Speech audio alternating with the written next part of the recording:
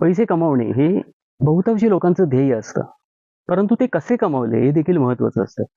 म्हणजे चोरी करून किंवा दरोडा टाकून पैसे कमवून आणलेले घरच्यांना आवडणार नाही. ते म्हणतील, "कमी कमव, पण मेहनतीने, प्रामाणिकपणे कमव." अगदी तसंच एखाद्या परीक्षेत चीटिंग करून यश मिळवलं किंवा डोपिंग करून, ड्रग्ज घेऊन स्पर्धेमध्ये यश मिळवलेलं हे सुद्धा त्यांना आवडणार नाही. पण हे झालं सर्वसामान्य, सुज्ञ, सरळ मार्गी कुटुंबांमधले अनुभव.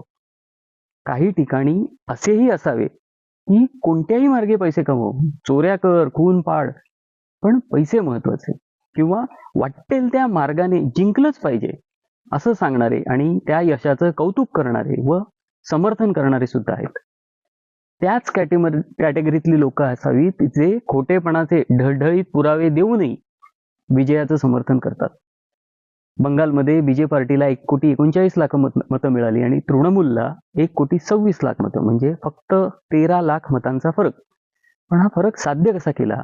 त्यासाठी SIR करत जवळपास 90 लाख मतदानाचा हक्क हिरावून घेतला. 12% मतदार सिस्टमॅटिकली निवडून TMCने मागच्या वेळेस जिंकलेल्या जागांमधले TMCचे मतदार यादीतून मतदार काढून टाकले.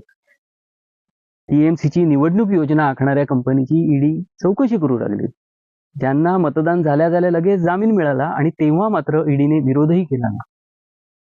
लष्करी राजवट वाटावी इतके जवान आणि चिलखती वाहने बंगालमध्ये उतरवली. मर्जीतले एन्काउंटर स्पेशालिस्ट निवडणूक अधिकारी म्हणून गेले. TMCच्या नेत्यांची, कार्यकर्त्यांची धरपकड केली. काय म्हणून नाही केलं? कारण सत्ता मिळवण्यासाठी त्यांना कोणताही मार्ग चालतो. त्यांना आणि त्यांच्या समर्थकांना.